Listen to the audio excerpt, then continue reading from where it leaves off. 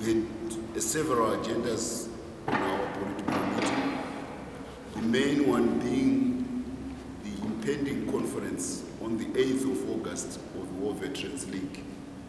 You will recall that it was a decision of the Second Republic in 2017 that the fighters of the Second Chimurenga from Zibra and Zanu should now be formally constituted into an organ of the party.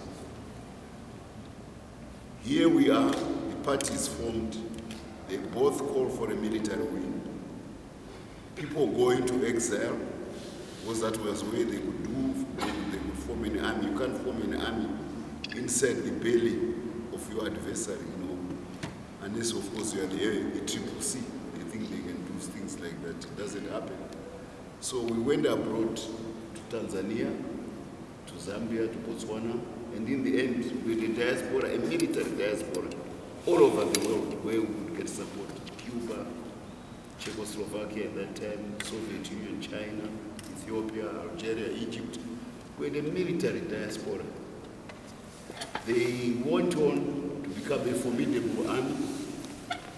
And in 1979, they delivered telling blows to the enemy as we mastered modern warfare. It's not easy to defeat an Anglo-Saxon army, because Britain was the foremost and most capable of the imperial powers. Here in Zimbabwe, we met the great British catspaw of the Imperial Army of England, eat humble pie. Come independence, some remain in the army, some are they say our work is done, they leave the army.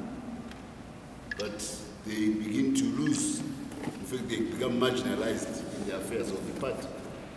Yet during that difficult time from 1966 to 1979, they were actually the torchbearers.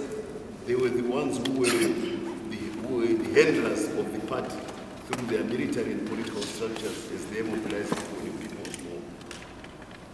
Their organizational capacities are unparalleled, their experience, their sense of political judgment, and their sense of vision is what has made shaped modern Zimbabwe.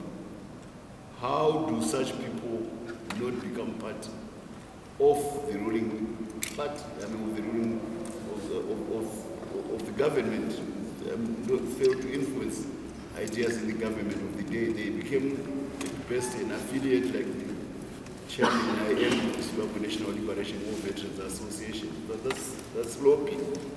It's not within the echelons of decision making.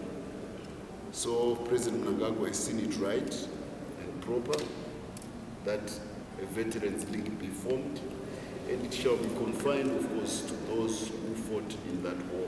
The others who supported the war will be affiliates. So the conference we're planning is well ahead on schedule. Everything is in proper order. We've got a report of that, and we are looking forward to a very successful launch of the League of War Veterans of Zimbabwe come 8th of August. We are happy that this auspicious occasion shall be graced by fellow national liberation movements from the region. We always pride ourselves in that, because we shared camps, military camps in Tanzania, in Zambia, and elsewhere, with SWAPO, with ANC, with FRELIMO, with PSC, with PIGC also. So we bonded amongst ourselves as well as bonding with those countries which were hosting us. We acquired a political soul, even though, well beyond our neighbors. We are neighbors, but now we have a political soul. It has a bearing on how affairs are handled in the region, as you saw recently, where the American Secretary of State was given literally middle finger by Saddam when he came around trying to canvass support for Ukraine.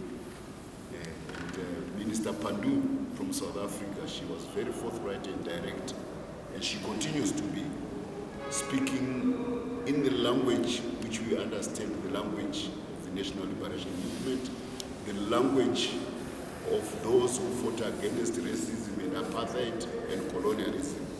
That's our tradition, that's our DNA, that's our pedigree as a region, and it was fully reflected in the SADC meeting in Kinshasa when President Chakwera was the outgoing chairman, spelled it out in no uncertain terms to the Americans that they will not be here to tell us how and when and in what manner we should interact with third countries. We are sovereign states, we decide our own destiny. But you can see. For these and other stories, visit our website www.263chat.com. Follow us on Twitter @263chat and like our Facebook page 263chat.